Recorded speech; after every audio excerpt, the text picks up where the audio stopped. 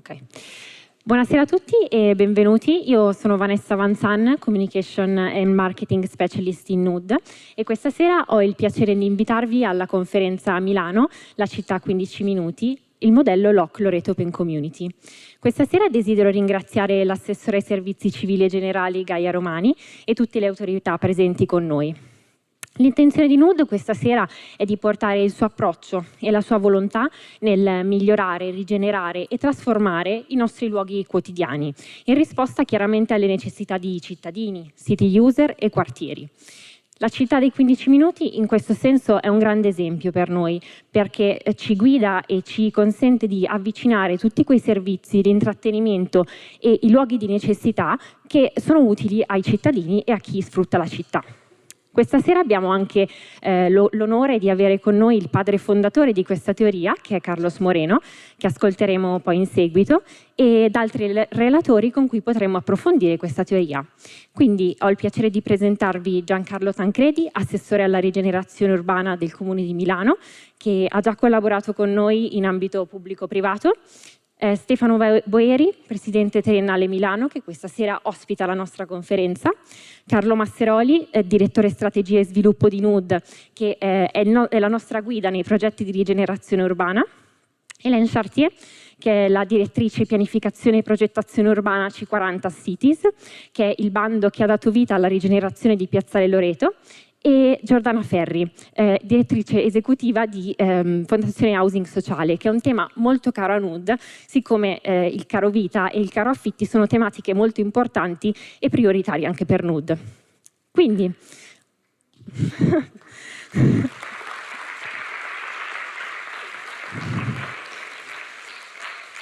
ho il piacere di accogliere sul palco il presidente Triennale Milano, Stefano Boeri. Grazie.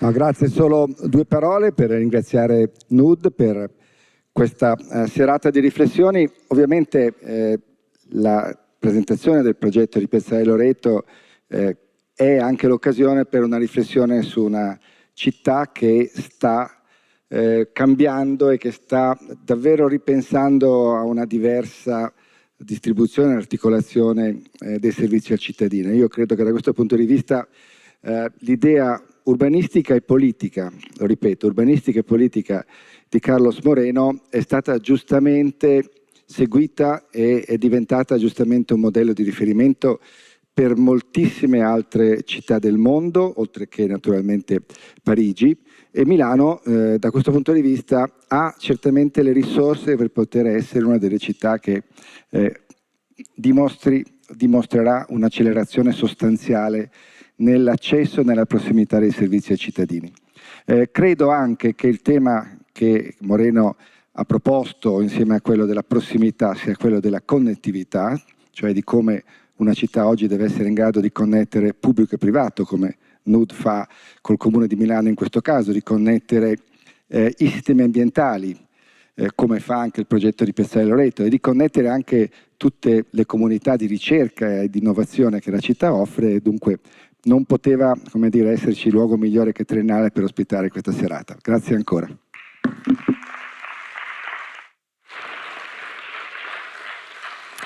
Ringraziamo il presidente Stefano Boeri e accogliamo sul palco l'assessore Giancarlo Tancredi, assessore alla rigenerazione urbana del Comune di Milano.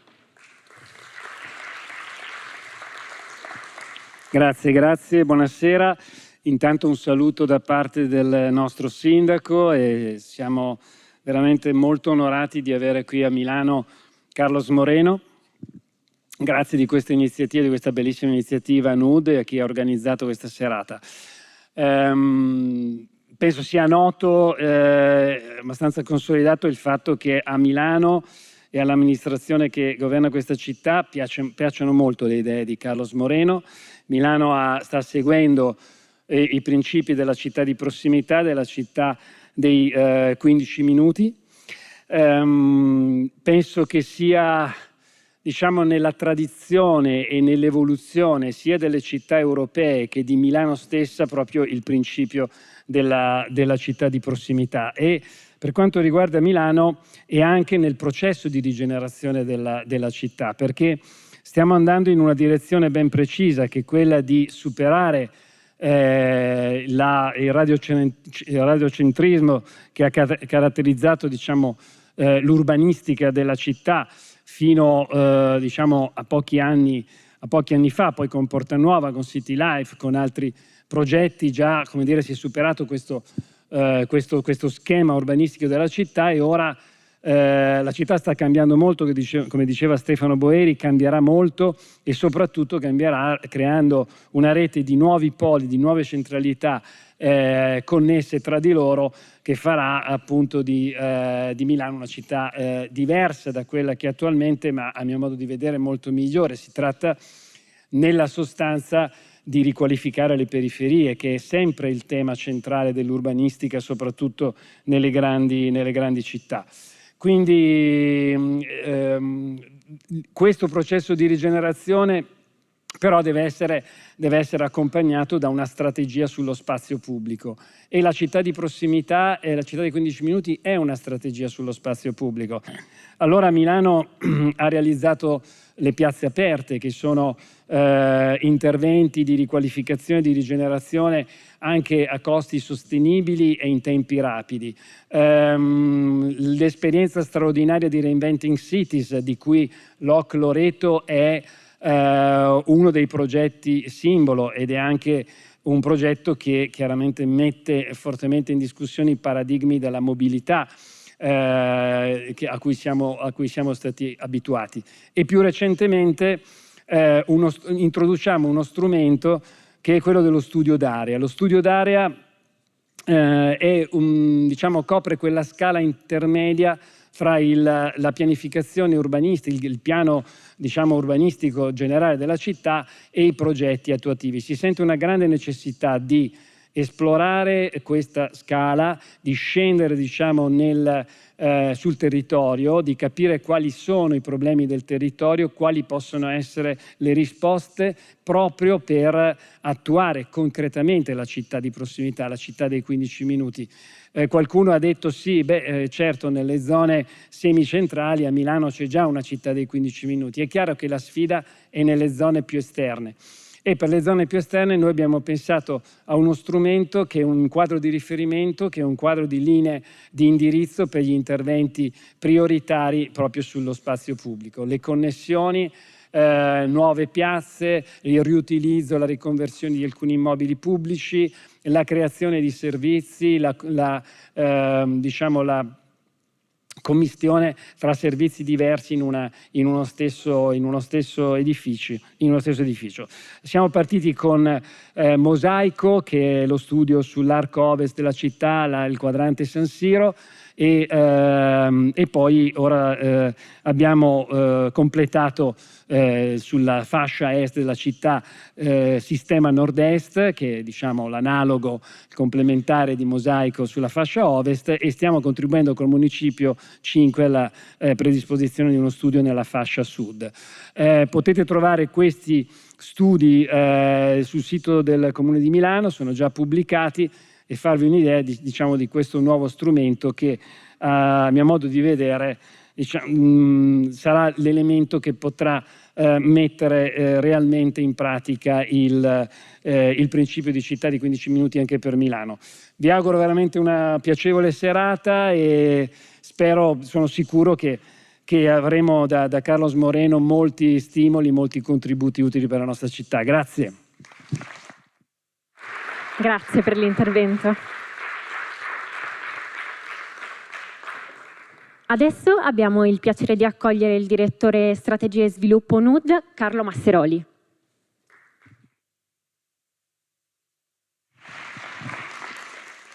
Che luce. Grazie.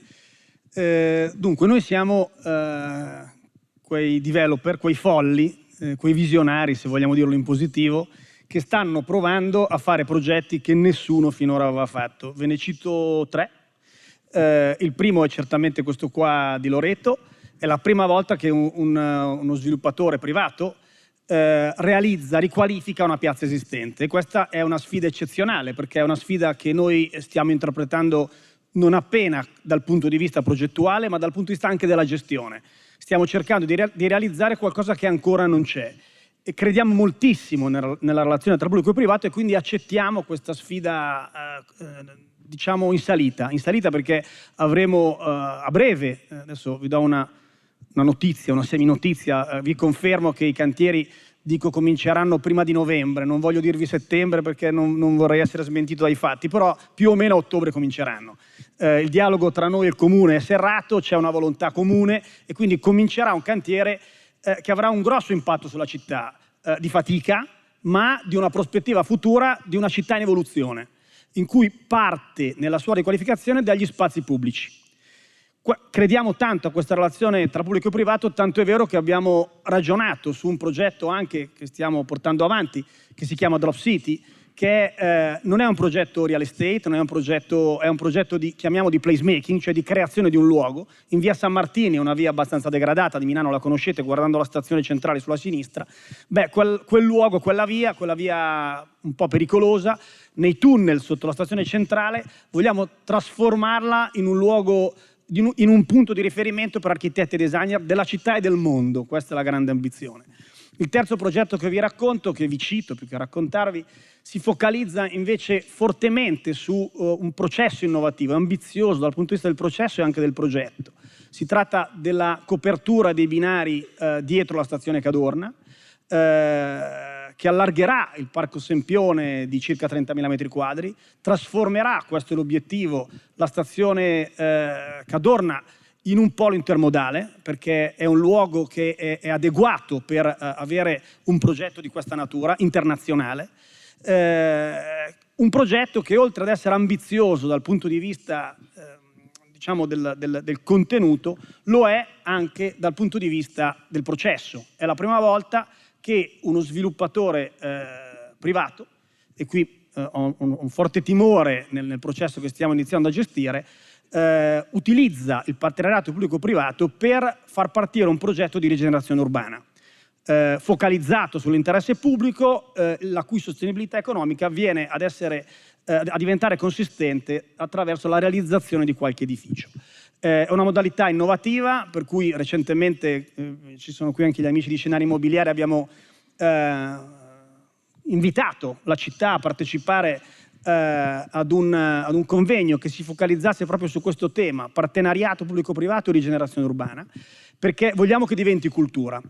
Oggi qui in Triennale, e ringrazio la Triennale, ringrazio Stefano che ci ha dato la possibilità di essere qui, ringrazio il Comune, ringrazio in particolare Giancarlo che sta accompagnando questo progetto, il processo che stiamo vivendo in Loreto giorno dopo giorno. Oggi appunto abbiamo deciso di invitarvi a questo incontro per continuare questo processo, diciamo così, culturale. Tant'è vero che abbiamo invitato tre persone che rappresentano tre aspetti su cui noi stiamo lavorando. La prima è Giordana Ferri. Giordana è una donna che si occupa di housing sociale da sempre ed è una sfida che noi vorremmo riuscire a prendere in mano, quella dell'affordable housing innanzitutto. In un momento storico come questo è sostanzialmente impossibile, solo dal soggetto privato, quindi ci vuole il partenariato, ci vuole la relazione tra pubblico e privato, perché oggi con i tassi attuali, con i costi delle materie prime attuali, è impossibile che un progetto totalmente privato offra al territorio delle residenze affordable, quindi c'è bisogno di una relazione pubblico-privato. Quindi abbiamo invitato lei per essere sollecitati dalla sua esperienza su questi temi.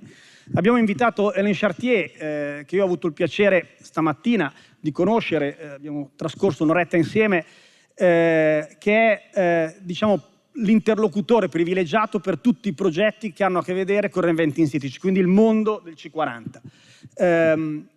Io credo molto a questo tipo di approccio, io ritengo che, e quindi ringrazio chi ha portato avanti questa iniziativa che è nata da Parigi, come da Parigi è nata anche l'altra iniziativa che poi che è già stata citata e su cui ci soffermeremo.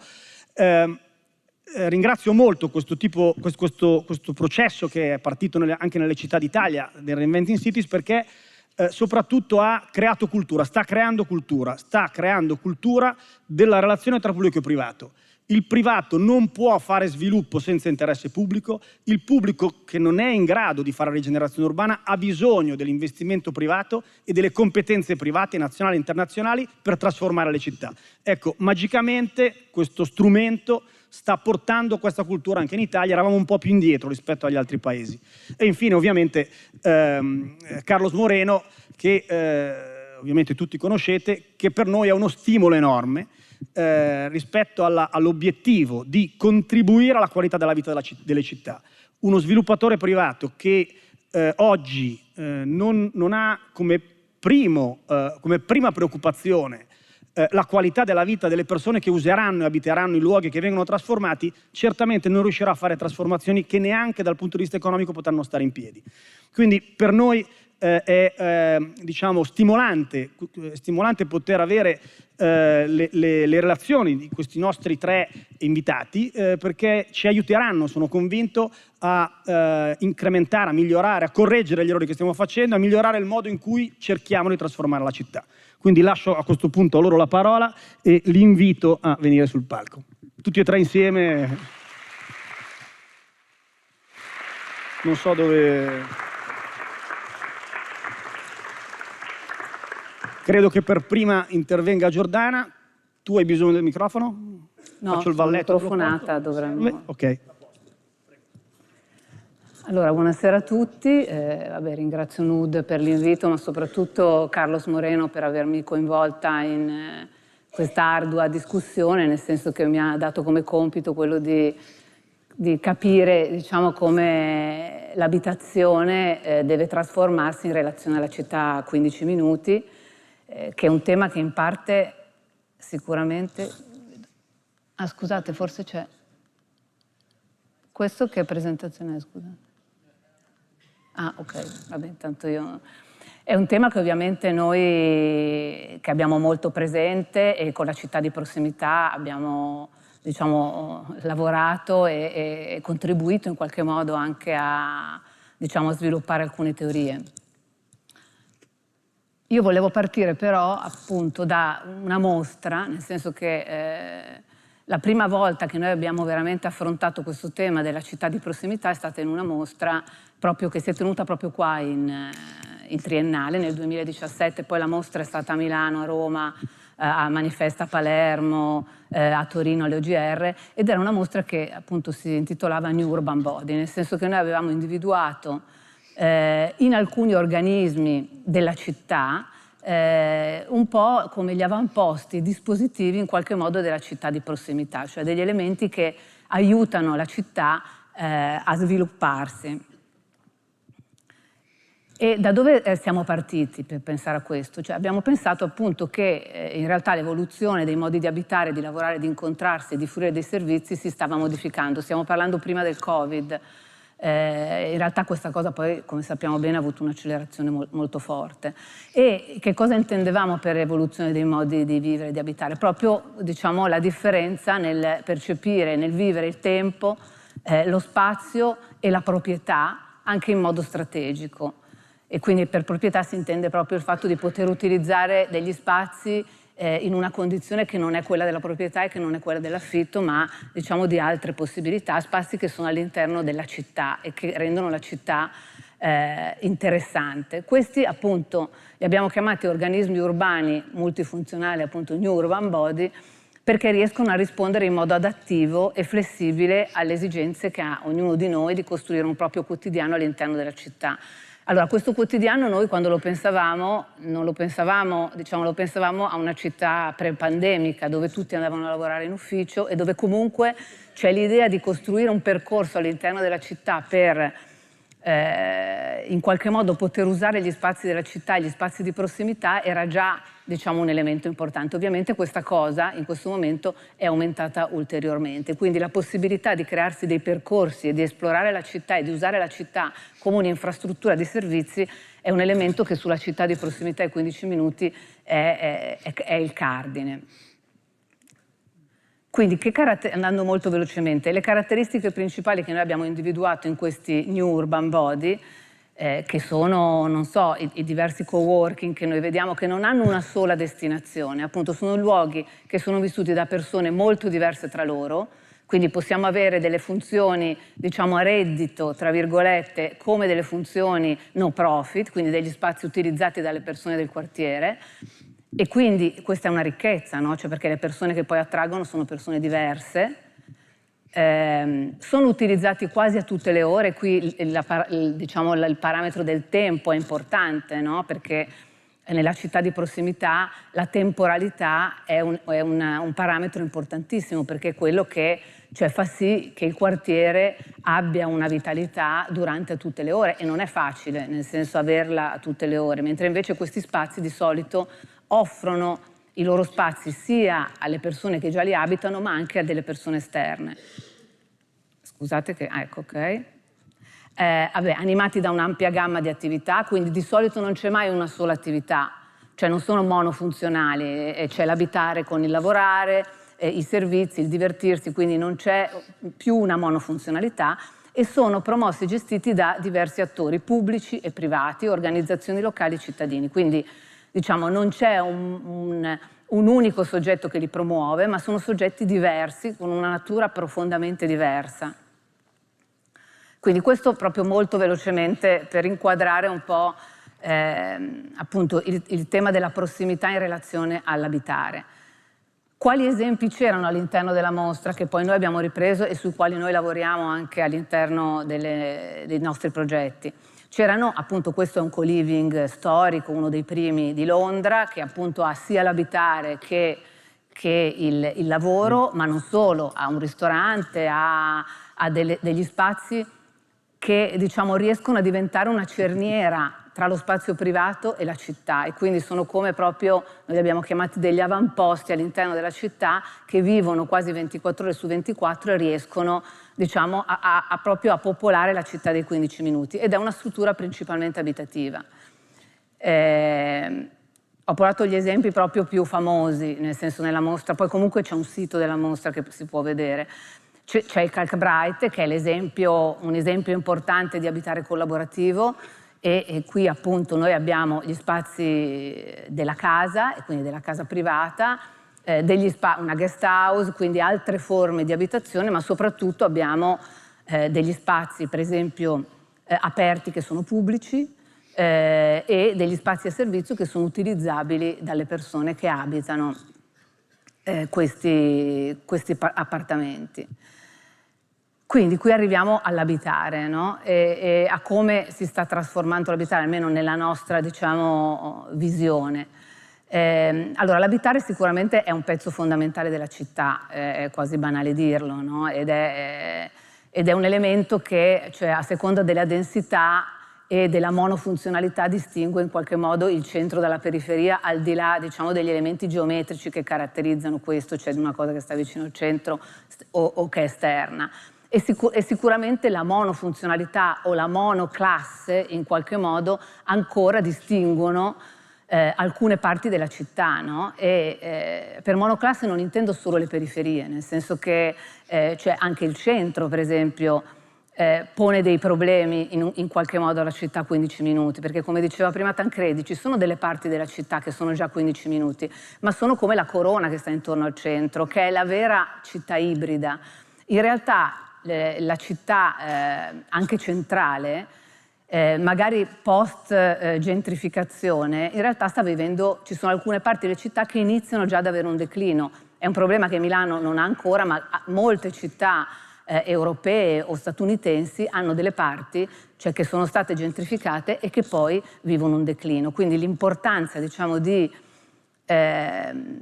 come di pensare all'abitazione inserendo all'interno della città 15 minuti diversi tipi di abitazione è fondamentale per mantenere una certa vivacità. Ricordiamoci che l'attrattività delle città deriva soprattutto dalla diversità, cioè nel momento in cui le città non esprimono più una diversità iniziano a calare, cioè c'è un punto, diciamo, molto forte. Vedete Londra, per esempio, cioè che diciamo, è arrivata ad un punto molto alto della città del lusso in qualche modo, e questo punto alto rappresenta sempre un punto di declino. Quindi noi viviamo un po' questa contraddizione, no? Cioè come del valorizzare la città, ma il valorizzare la città è anche, diciamo, un elemento è l'inizio come anche di un processo che poi controlliamo male, no? E forse la città di prossimità a 15 minuti è uno strumento molto importante per controllare questo processo, nel senso che va a valutare quali infrastrutture devono esserci, no? Pensiamo al commercio, no? E al fatto che il commercio delle volte in certe aree, noi abbiamo una via in pieno centro che è di fianco agli uffici del comune, che è completamente a tutti i negozi chiusi, no? E quello è un elemento importantissimo, no? E così come nelle nostre periferie i negozi sono chiusi e andrebbe fatto un progetto specifico su quello. Quindi la città a 15 minuti è, diciamo, uno strumento di progettazione. Allora, arrivando all'housing, e qui arriviamo un po' alla nostra esperienza, l'esperienza che abbiamo fatto noi con i nostri progetti. Allora, noi abbiamo proposto un modello di housing sociale e collaborativo, cioè i nostri interventi, ce ne sono alcuni a Milano, ci sono circa 3.500 appartamenti a Milano, partono dal presupposto, come il Cartwright, di avere l'housing, quindi la casa, ma di avere anche insieme alla casa dei servizi integrativi all'abitare, del commercio sicuramente, ma soprattutto degli spazi che di solito vengono utilizzati dagli inquilini e anche gestiti dagli inquilini, quindi che rappresentano, diciamo, come un mondo pubblico in qualche modo all'interno del condominio. Quindi questo è stato, diciamo, un'attività che noi abbiamo fatto per inserire questo modello che in Italia c'era, che viene chiamato co-housing, ma era soprattutto nell'ambito della proprietà e non della locazione, perché l'housing sociale, appunto, tornando sempre anche alla questione della gentrificazione, è un elemento molto importante per, diciamo, arginare anche i fenomeni di gentrificazione, soprattutto la locazione.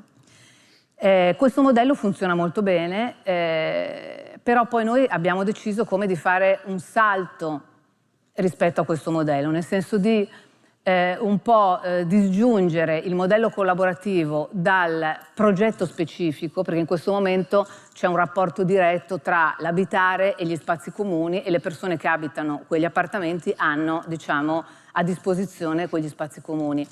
Ma questo crea di nuovo un problema, nel senso che è un modello che funziona bene, però in realtà non ha quel turnover che potrebbe avere se fosse aperto alla città.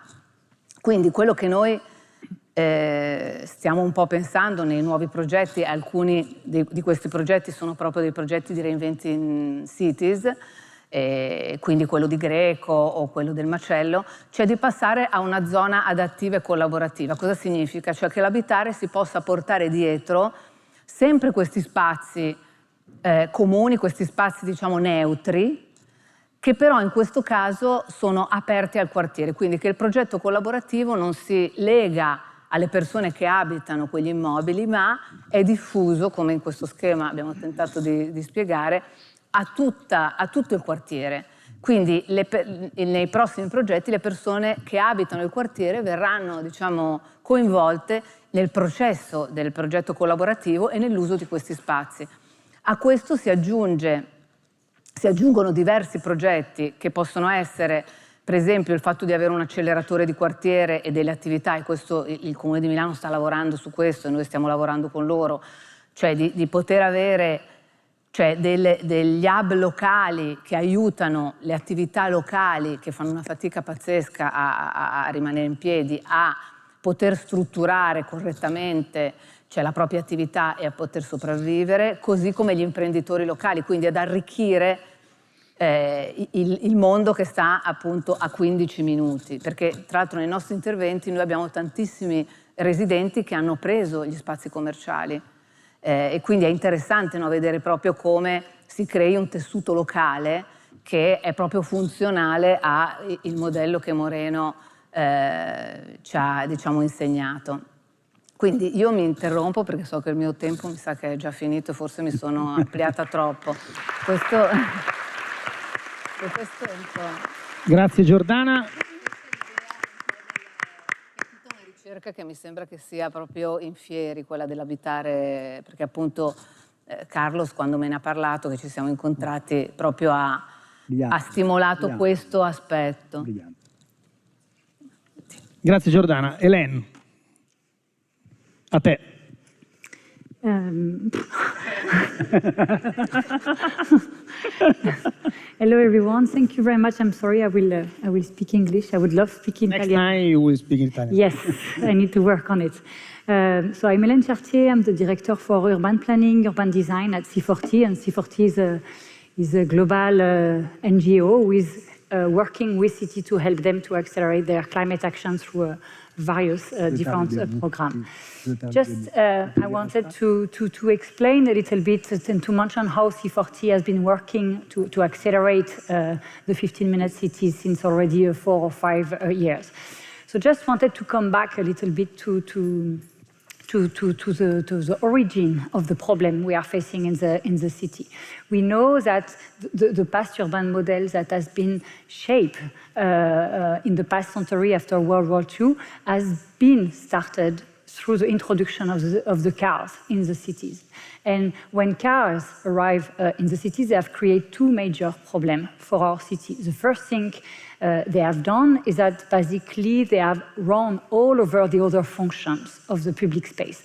The other function, the other type of mobility, including the central, the natural one, which is walking, and also the social function of the public space, which are very, very important because public space in cities, people don't have gardens. It's really the place where they meet, where they can also develop their social life. So cars have definitely run over all of these very essential functions of the public space. And allowing people to drive become really the central goal of the way we were designing the public space. The other project, the other problem that the cars has induced is the fact that it has changed the relationship we have with distance and time, and you mentioned it as well. Of course, by having a car that is fast, you don't need the proximity, you don't need anymore the amenities. You can take your cars and go to shop a little bit further.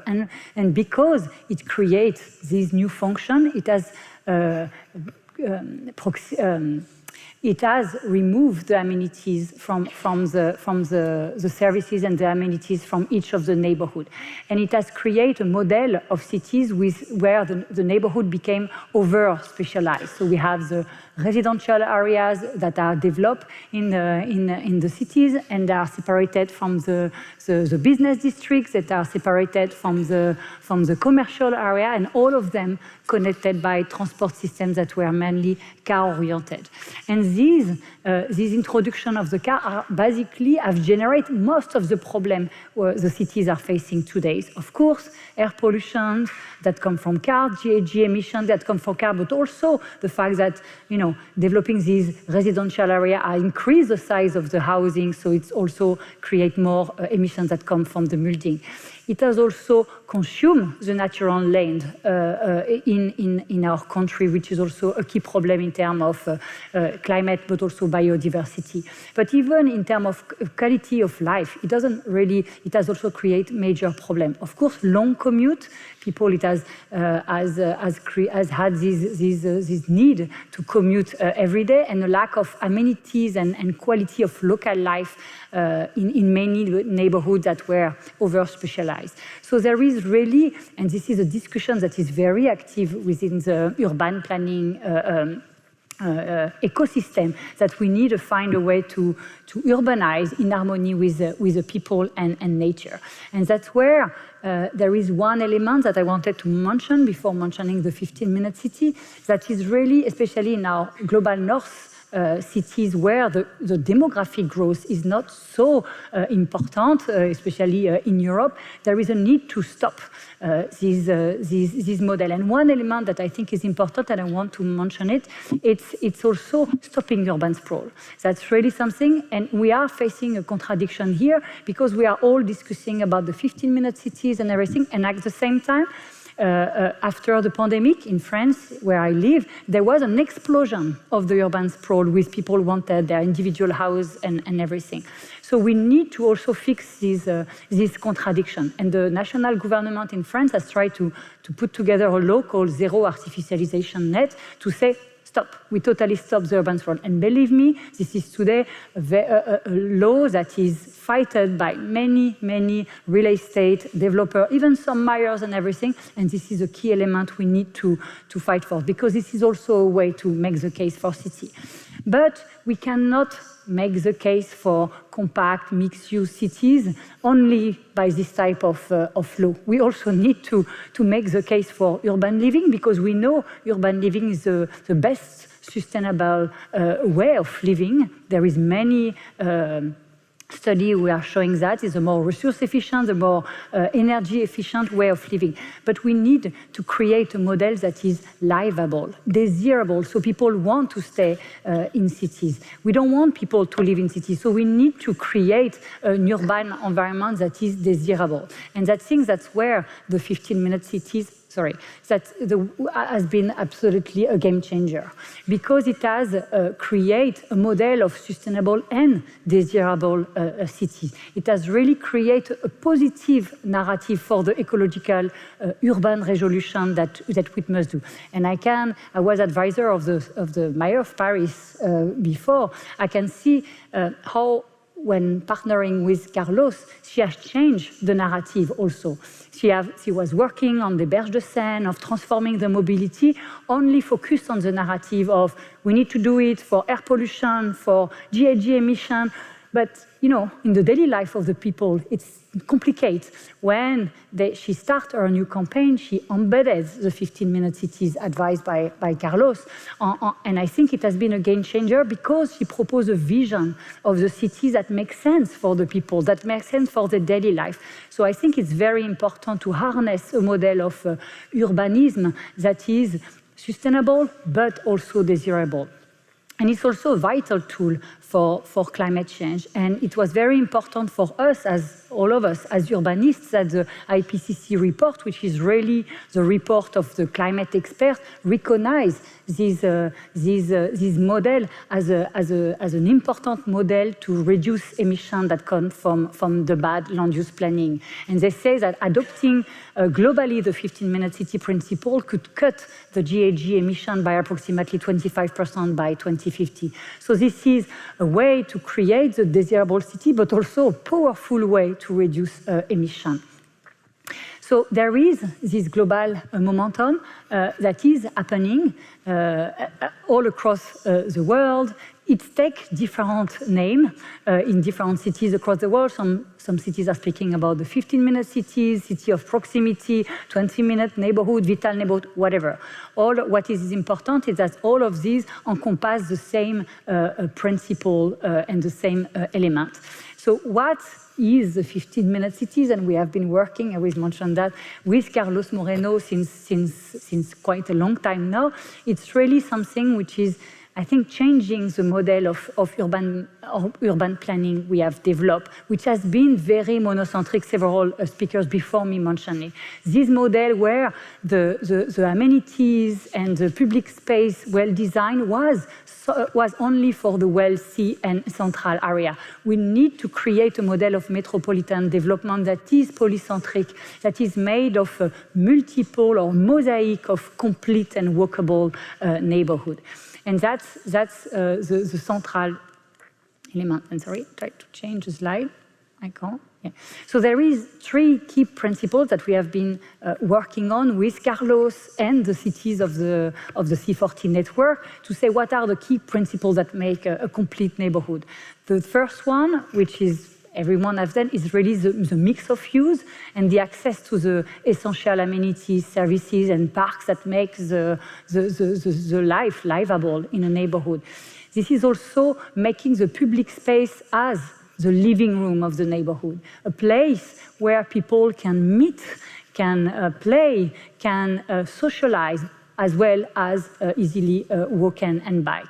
And it's also, and you mentioned it, the importance of the social mix, the mix of people, making sure that in each neighborhood you have the different type of housing, not only social and not social housing, but also the different size of housing. So you can have family, student, couple, all of the different things. And that's the diversity and the dynamism of our neighborhood. And I wanted to show a few examples that come from cities. Paris, who has been one of the pioneers among others, as trying, again, it's by nature a vision that is shaped by a set of coordinated action. And I wanted to mention a few actions. One of the first things Paris has done is to create a public agency that was helping to revitalize the empty shops. So they were focusing on underserved neighborhood that were lacking of amenities, and they were preempting, buying the vacant commercial area and helping business to install bakery, boulangerie, bookstores, and others. That was key. And by creating this dynamism in underserved neighborhood, they attract other commerce, and that has been very successful. And now this public agency was working only in the city of Paris, and now they are expanding across all of the metropolitan area, where, of course, this is where we need to focus our effort. And the other topic was also about, of course, Paris is the denser cities in Europe. There was, of course, the need was really focused on the public space. So the first thing they have decided, the school, I think it was a suggestion, like a lot of things of Carlos, the school should be the center, the hub of the neighborhood. And they developed this idea of a school street where near the school, of course, we reduce pollution, but we also create a space where parents could stay after school or before school. The second thing they have said is that they were struggling with park. Paris lacked a lot of park. And they say, but Paris is done, there is no a plot. So what they say is to say, but actually the schoolyard is by nature a network of a lot of small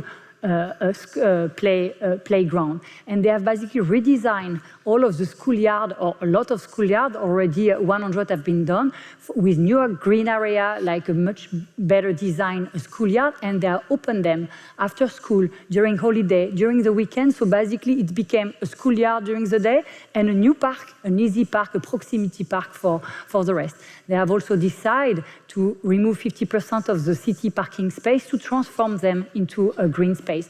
Removing 50% of the parking space in the city means adding the equivalent of 6 Jardins du Luxembourg in the city of Paris. So that's also these green throughout strategies that the city developed. Barcelona, and it was a little bit a sad day yesterday after the result of the election we have seen in Spain, but Barcelona has also been a pioneer with their tactical urbanism approach that the city of Milan is now deploying with a lot of success with the Piazza Aperte. They have deployed and this approach of tactical urbanism, starting with one neighborhood testing, and they have now deployed it in many other neighborhoods with these, using the typology of Cerda to reverse a little bit the car-oriented design of the public space with these famous visuals that speak for themselves. And what has been very interesting is not just about mobility. When you go there, you realize that the main topic is about creating space for children. In the middle of the street, you remove the car, they put playground, they put terrace, and it really creates the living room of the neighborhood. Across the Atlantic, or even in Latam, this concept has also become very famous. The city of Vancouver have recently revised their urban planning document to endorse, they call it a complete and walkable neighborhood. But what has been very interesting is that they focus, especially their action, on saying we need to create new centrality across the city, and especially in the more residential, monofunctional area, they work on identifying one main street that they can densify. So they create a small new centralities to try to deploy the centrality across the city. The city of Bogota, that Carlos Noel, of course, he comes from Colombia, has been also a pioneer on this, with what they call the Vital neighborhood. And they have focused their action in two things: redesign space, public space for children, but also trying to, around the school, to create new services for the woman, the children giver, saying that they have a central role to play. So they develop several services for women health, women education around the school, and that become the center of their 15-minute city strategy. The C40 has been promoting the 15-minute city since already, the first day of the pandemic. I remember calling Carlos saying, we need to discuss, you need to explain that to cities. And I want to mention it also because Mayor Sala, the mayor of Milan, has played a fantastic role in that. He's the vice chair of C40, very active mayors at C40. And when we start thinking, so he has been president of what we call the task force between mayors when the COVID started. So he was coordinating the discussion between mayors about what's happening, how we could adjust our cities in the middle of this pandemic. And one of the main action he proposed is the cities to endorse the 15-minute city. So we organize this discussion with the mayors, with the 100 mayors all across the cities around the 15-minute city concept with Carlos, and that's how the concept deploy across. Now we have a dedicated program where we work with 35 cities across the world to help them to adopt the 15-minute city concept.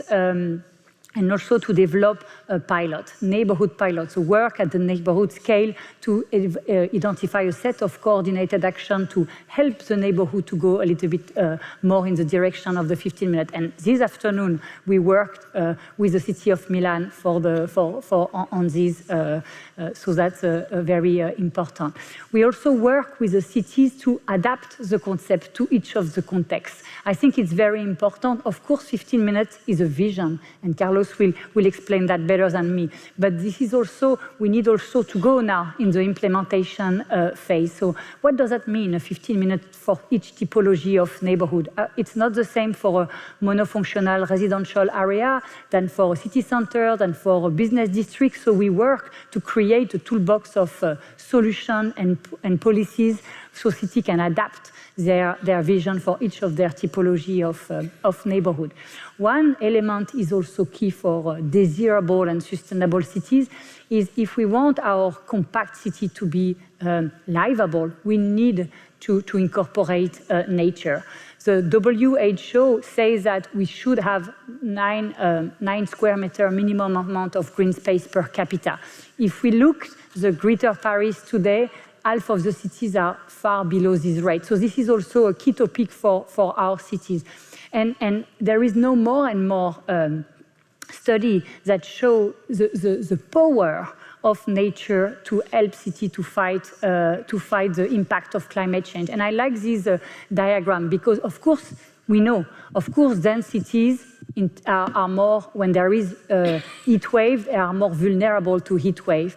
And so you can see the difference between the center of Paris and the low density residents. It could be a difference of 8 degrees during the heat wave. But what gives hope is also that you can see the small drop, is that by incorporating nature in the city, you could also create a lot of reduction. So that's really where we need to work. And there is a 3 level of nature that we need to work at the neighborhood scale to ensure residents have access to large open green space within the 15-minute or similar walk or ride in the spirit of the 15-minute city. We need also to invest in these pocket parks, family parks that are very important. You know, when you are like me, a mother of 3 children, and you want to kill them in your flat, you need to go quickly. You need to have to be able to find this small park and adopt this green throughout strategy.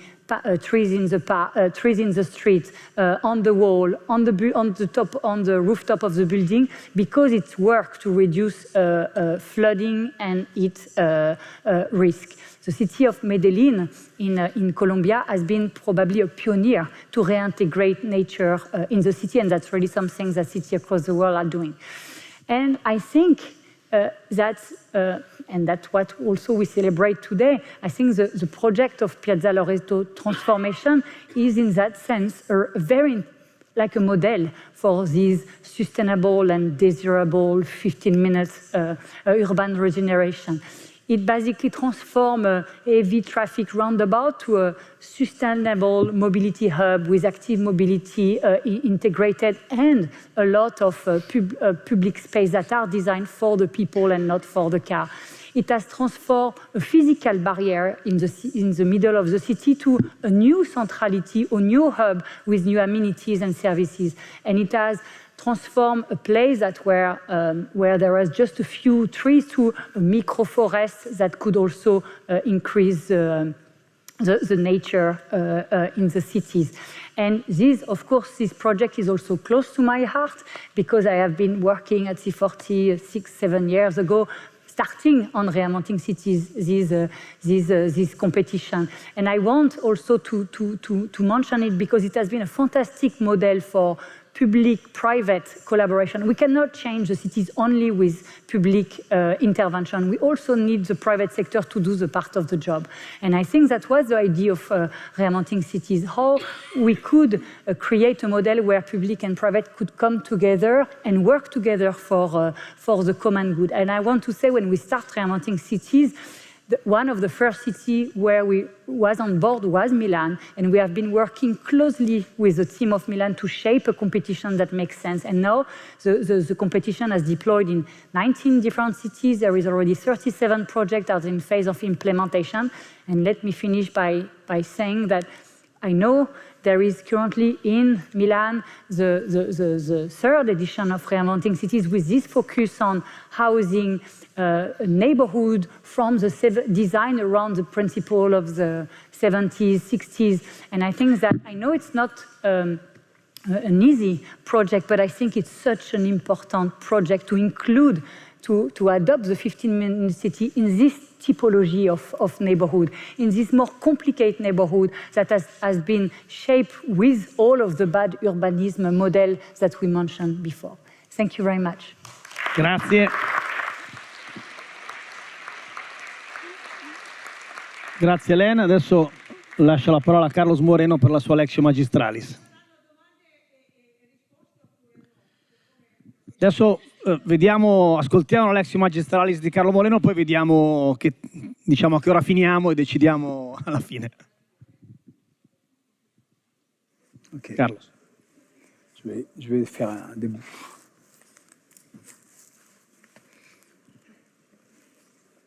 Ok. Capisco italiano 100%, però preferisco parlare inglese per questa Lectio Magistralis. Thank you for your kind invitation. Thank you to Stefan Boeri. Thank you to the Triennale. This is a so important edition because it's a centenary hold of the Triennale. And thank you for coming. Thank you for being here. After Hélène Chartier and her brilliant presentation, I will focus my Lectio Magistralis for deepening on the concept of the 15-minute city, for explaining in more details what is the concept. And I have decided to evoke how could we rethink cities through this proximities revolution. It's very important to understand this point. We wanted to promote worldwide this proximities revolution, the 15-minute city concept, the 30-minute territory are to same concept, the 15-minute city concept for the compact zone, the 30-minute territory for medium and low density zone. And please, we need to avoid this obsession for the number, 15, 30. This is in reality not important. 15, 30, 10, 12, 25, 38, non-stress. Because I have non-stress, really non-stress. Because I have a lot of different people around the world. Professor Moreno, I have a problem because my average is 18 minutes. Your model is failure, is not good. Or for a territory, we need to have an extension for 45 minutes. It's okay for you? No stress. We need to discuss on the most important point, the quality of life, for developing a new paradigm, a new model based on an humanistic urbanism, based on a new revolution, the revolution of proximity for breaking after 7 decades of zoning. And this is my specialty. Yes. And this is the most strategic point to understand the importance of this new revolution in the urban planning for proposing a high-quality societal life based on a polycentric, multi-services, multi-purpose, multi-uses cities. A lot of people around the world know this picture, the 5th municipality in Paris, proposed by the mayor Anne Hidalgo during her latest electoral campaign. And this picture, of course, have spread it around the world. And I am very proud of that, because the first time when I evoked this term was in 2015, but I had started this research in 2010. Today, in 2023, 13 years ago, I have developed this idea for transforming our cities. The mayor of Paris proposed this picture with these new proximities for transforming a big capital, the city of lights, the city of Paris.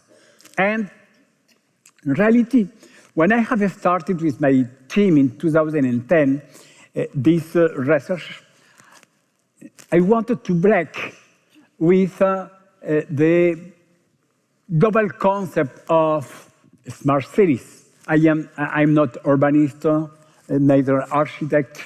I am a scientist, mathematics and computer science. And during my first period of my professional career, I was specialized in computer science, robotics, and electronics. And I was one of the pioneers for developing this concept of smart cities. How could use technologies, sensors, actuators, algorithms for transforming our cities, for having more clever cities, the smart cities concept. I have contributed to coin this concept, smart cities. And in 2010, in fact, I was convinced that this is a no-way future for cities, because cities are very complex for just thinking that with technologies we could solve the very large problems. In 2010, I embraced this idea of the C40 cities, that the most strategic problem for humanity in reality is the climate change. And for that, I was convinced that we needed to change our daily urban life, given that cities are the place for living for the majority of the urban populations. In Europe, we have more than 77% of urbans. In South America, I was born in Colombia. In South America, today we have 85% of urban cities and dwellers. In North America, 86%. In the only country as Argentina, we have today 19% of an urban population. In reality, I was convinced that if we wanted to fight against climate change, we need to change our paradigm of the urban life. The former mayor of Curitiba, Jaime Lerner, died 2 years ago, said this famous sentence: cities are the problem, cities have the solutions. And this is a reality. And I proposed this 50-minute city concept based on this polycentric city with 4 main characteristics. A lot of different proximities. Proximities are plural, because this is not only the physical distances. We need to develop a lot of different proximities, cultural proximities, field proximities, cognitive proximities, a lot of ways for developing these new qualities for having a more human livable city. Mixities, social mixities, and functional mixity. Density for having the possibility for mutualizing our different material or immaterial resources, and ubiquity for using the new technologies for linking people, for offering more powerful services. I proposed in 2016, for the first time, this 15-minute city concept published by a French newspaper. And today, in fact, with Hélène Chartier, she said, we need to pay a tribute to the mayor of Paris, Anne Hidalgo, because for the first time when I evoked this concept, the 15-minute city in 2016, already 1 year after the COP21 in Paris, a lot of people said, Professor Moreno, your idea, this is a nice idea to develop proximity, mixity, density, ubiquity in a polycentric city for fighting against climate change. But in reality, your idea is an utopia, because it is totally impossible. Please, please, please, your cell phone, please, please, please, please, please, thank you, thank you, thank you. Switch off your phone, please. I said, a lot of people said, Professor Moreno, this is an utopia, because to work close to home, to having a lot of different services, it is unfeasible. And I am a researcher, I am continuing with my team to explore, and the city of Paris proposed to develop several experiences in 3 different districts in Paris from 2016 until 2018. And I have found a lot of nice results for developing in the different popular districts these new proximities. And Anne Hidalgo, in 2019, in November, she said to me, Carlos, I think that this is a very powerful concept and we need to transform Paris and other cities around the world in this way. I'm embracing the 15-minute city concept for my next electoral campaign in 2020, in February 2020. And I have accepted to support the Mayor Anne Hidalgo for her electoral campaign for the re-election at the heart with the 15-minute city as the backbone of the new urban policy for Paris. In February 2020, we have launched with the Mayor of Paris in a press conference this concept. Immediately, the international press was totally surprised by this concept. What is the 15-minute city concept?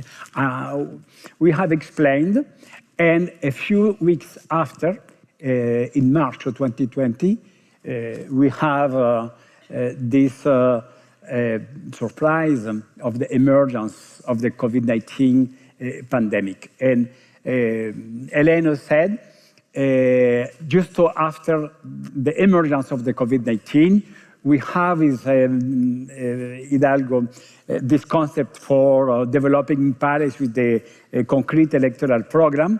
Elena in New York called me for deeping with the C40 city this idea. The Mayor Sala in Milano has embraced this concept for deepening during the COVID-19, and the C40 cities has published in July 2020 a very nice document for supporting worldwide the 15-minute city concept. And we have considered that after the pandemic period, with the support of the C40 cities, this concept has spread around the world. And today, in all continents, in the totally different social, cultural, economical, political context, the 15-minute city is no more a motto, but today this is the concrete new urban policies. And recently,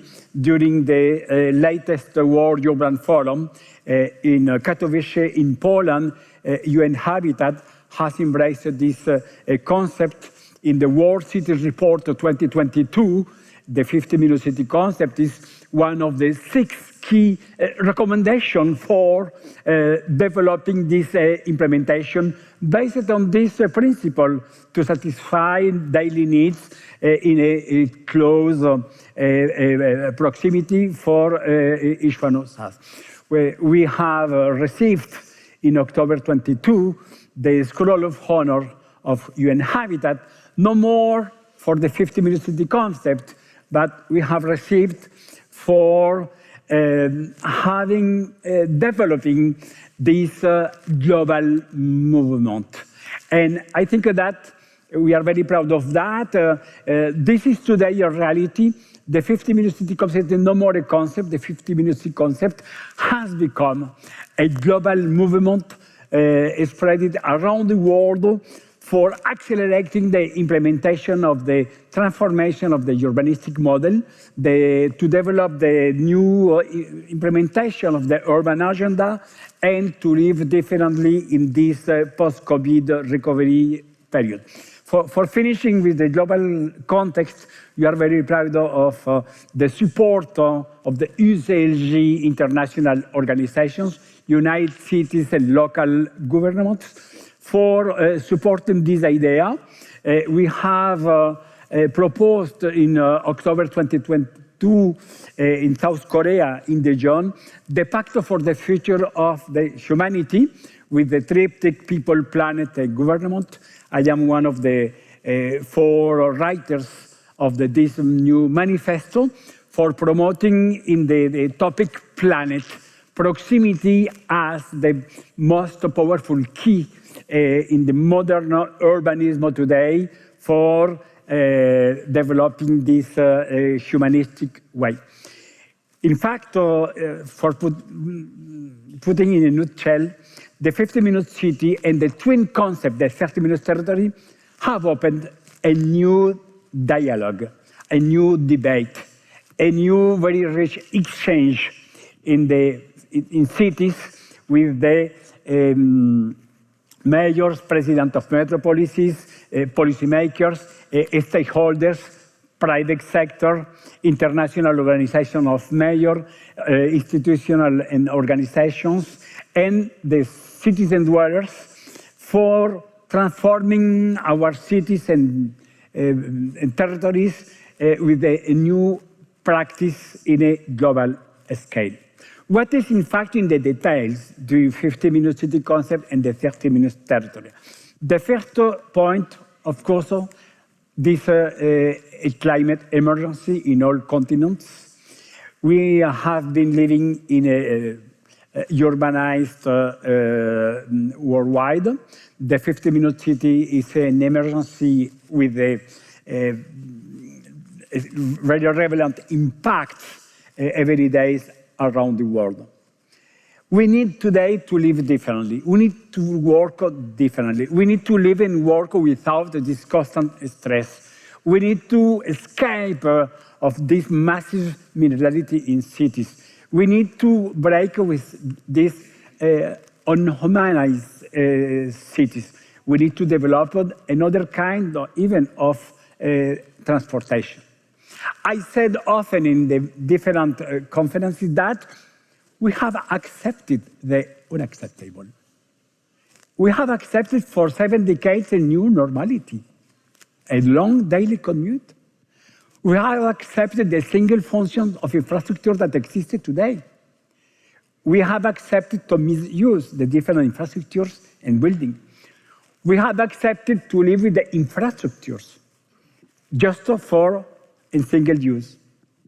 We have accepted to lose our social interactions.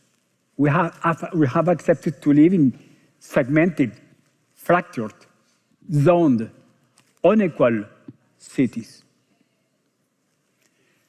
In fact, this is the modern urbanism for 7 decades after publishing by Le Corbusier the Athens Chart. Just remembering that the Athens Chart was published in 1937. And after the Second War, the implementation, the massive implementation of the Athens Chart was based on these 3 elements: long commute, single function of buildings, and the loss of social interactions.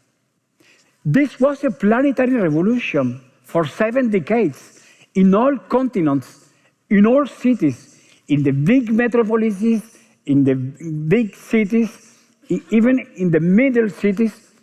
We have been accepting to live with a strong car dependency, to use massively fossil fuels for our cars, for the daily activities. And even for the mass transportation, we have considered normal to live, to travel in the peak times in the poor condition of the mass transportation. This is a photo of Paris today, the biggest corporate district in Europe, La Défense, in the west of Paris. In the east of Paris, we have a lot of people that live. In the west of Paris, we have a lot of people that work. 1 million of people use in the daily life the mass transportation, 1.2 million daily in the same in the peak hours between 7 a.m. until 9 a.m. 1.2 million just for crossing Paris from the east to the west. This is totally amazing. And this is a photo in Buenos Aires recently, the main situation. After the COVID, the skyline of Buenos Aires is half empty because after the COVID, people, the workers, have refused to return the daily activity. And this is a place that have radically changed my vision of cities. This is a photo in Ulaanbaatar, the capital of Mongolia. I lived during 1 month in Mongolia. And this is totally crazy. How could we have accepted to live in the country with the lower density in the world, in the nomadic people, with a lot of different cultural and spiritual traditions, in totally harmony of the nature, for transforming the capital, Ulaanbaatar, for hosting the half population of the country, and for becoming the most polluted capital in the world. Today, Ulaanbaatar is one of the top 5 or top 10. I think that it's still now in the top 5 of the most polluted cities. It's totally crazy. How could we have accepted to become, because the new normality for 7 decades was this separation of the essential social functions. Le Corbusier said, the successful city is the city that goes fast and further. We need to stop with that. For working, for living, for accessing to cultural activities, for our daily life, we have accepted this separation. if we wanted to use the colors, different colors, for identifying the essential functions, I should advise in your cities to exercise in this way, to push the different colors for the different current daily activities. And we could observe for each one of colors, how could we compose a picture based on the big separation of the colors. Of course, for linking the different colors, we need to travel, to commute with the long distances and to spend a lot of time. This is the reality today of the cities around the world. Intensive separation of color for identifying these long distances as the new normality. Our friend Richard Sennett said in the modern urbanism, long distances have become a vice. And I complete this sentence of Richard Sennett because, in fact, all vices have a drug. And for the cities, the long distances are a vice with a drug, and the drug is the car dependency. The car dependency have the consequence for generating the fossil dependency, pollution, traffic jams, minerality. With the revolution of proximity, with the 50-minute city and 30-minute territory, I said we need absolutely here and now to turn definitely the page of the Athens chart. We need to turn the page on zoning. We need to build a new urban and territorial narrative, the same building territorial narrative for mayors, for presidents of metropolis, for the regional governance, for the national governance, for private sector, for stakeholders, for citizens. We need to speak with the same narrative for each one of us. I said we need to focus our involvement in our cities, regardless of our level, for developing a high-quality societal life. And for that, the answer is very simple. Mixing colors, please, mixing colors. Instead of to have this artificial separation of colors for provoking this degradation of our quality of life, we need just mixing colors.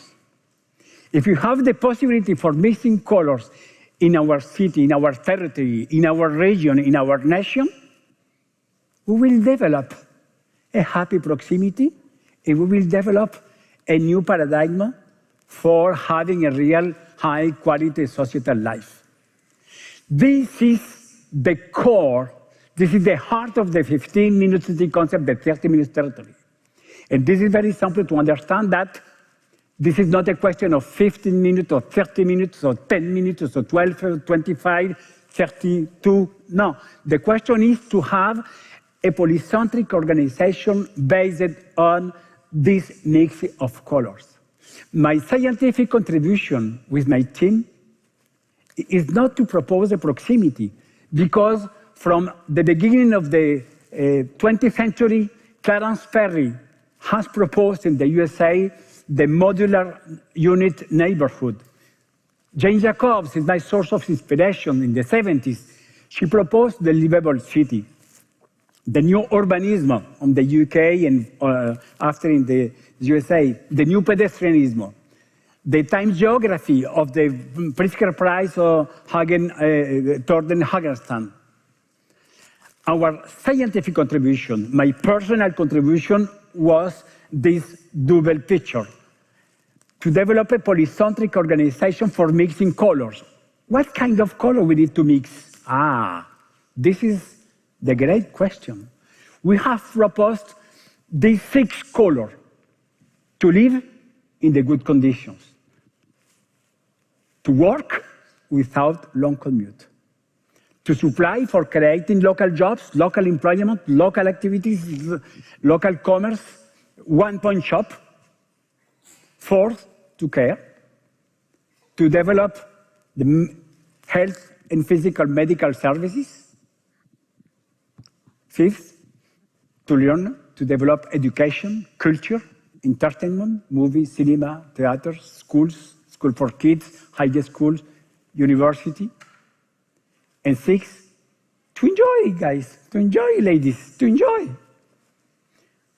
To enjoy with where? Not inside of your home.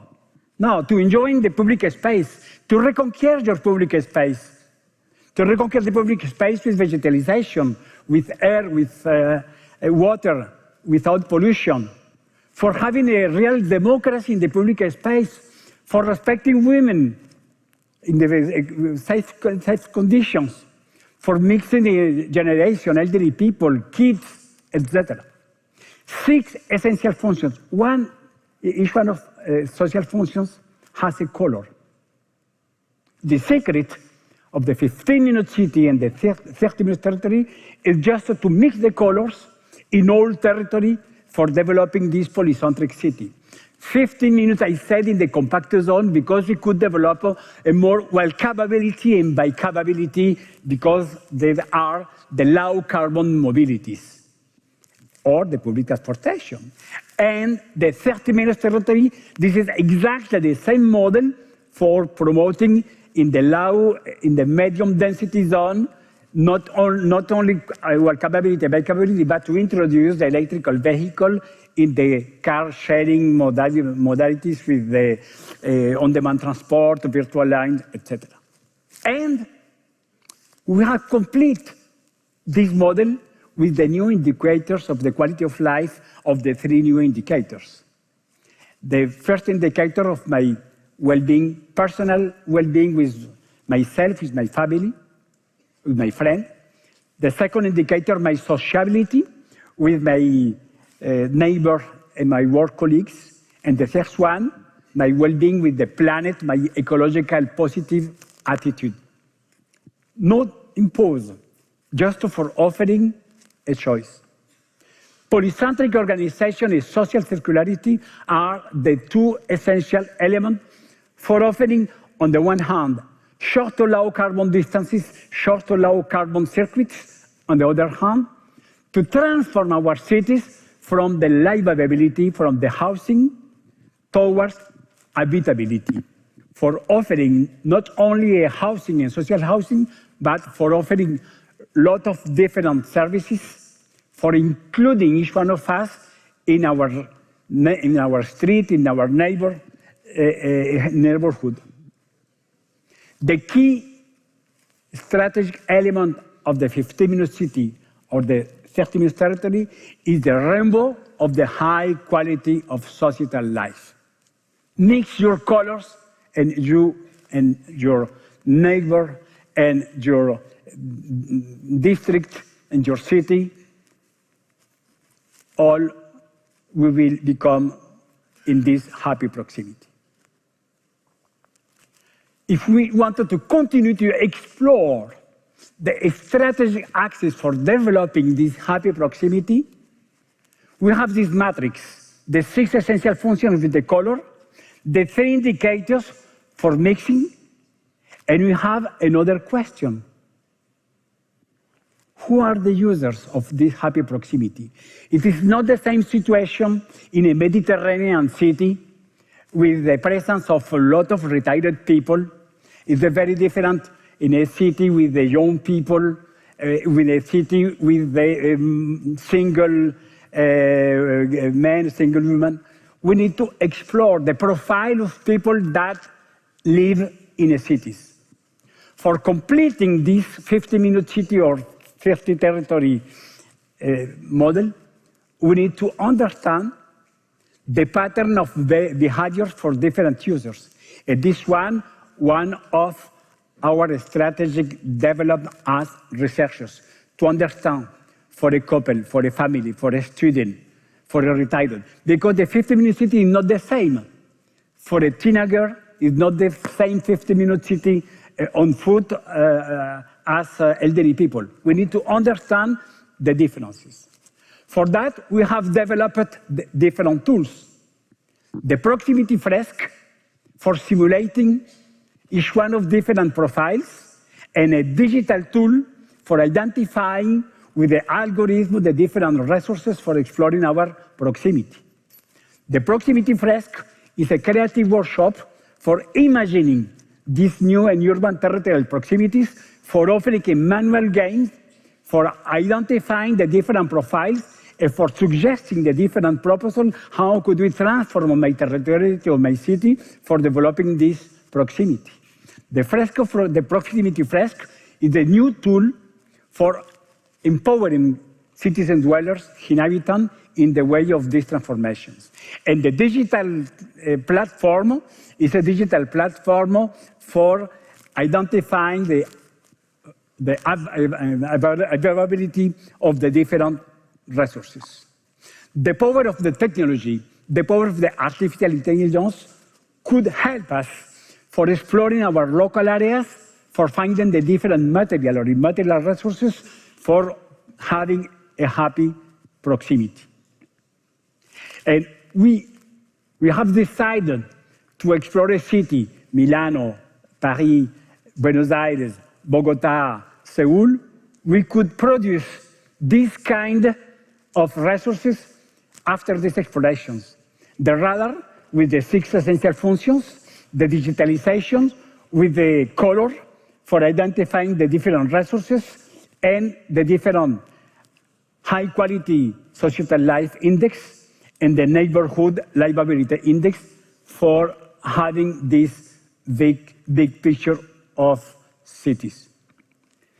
This is the 15-minute city and 30-minute territory concept. This is a vision, this is a framework, this is a different, this is a methodology with different implementations. In Seoul, in Busan, in Bogota, in Buenos Aires, in Melbourne, in Boston, in Zurich, in Paris, we have a lot of different implementation in each one of the different countries. Hélène Chartier have shown this image. Today, just for finishing, we have launched a new tool for federating this vibrant community of proximity around the world. We have launched with UN Habitat, with 40 cities, with UCLG, with the Smart City Expo World Congress in Barcelona, and supported by the Nobel Award Danish organization, the Global Observatory of Sustainable Proximity. We want to invite you to join this global movement for federating the best practices, for federating the academics, researchers, students, for developing new indicators, for having the kindness for the benchmarking. The Global Observatory of Proximities is a virtual and physical tool for discovering and exploring, for reinventing our proximities in an ecological, environmental, and social positive impact. With the C40 cities has led this 15-minute city initiative Explorer for offering a great visibility of the different initiatives around the world. We have a lot of different cities, a lot of different projects, a lot of different implementation. It is very important to relate this initiative for each one of us to know, to share, to explore, to exchange, and to develop this new capability for federating this knowledge base, for building a global capacity, and for supporting and sharing our developers.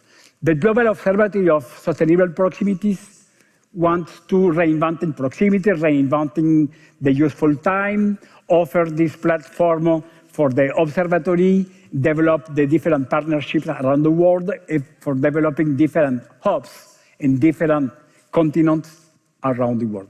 We have 4 working groups the proximity planning and design for federating the best practices, the measuring of the indicators with the Sustainable Development Goals, the capacity building for generating more knowledge, and the global networks for continuing to expand this influence. For a happy proximity, embrace the 50-minute city, embrace the 30-minute territory, above all, embrace the happy proximities as a concept, as an implementation, and welcome to join us in the Global Observatory of Proximities. Thank you so much.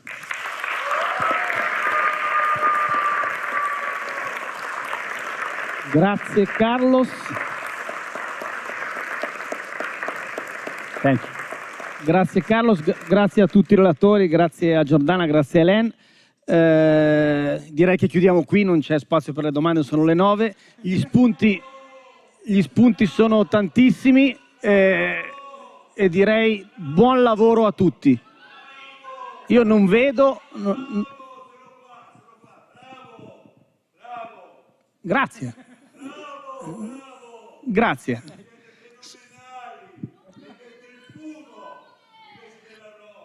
Grazie a tutti, buona serata.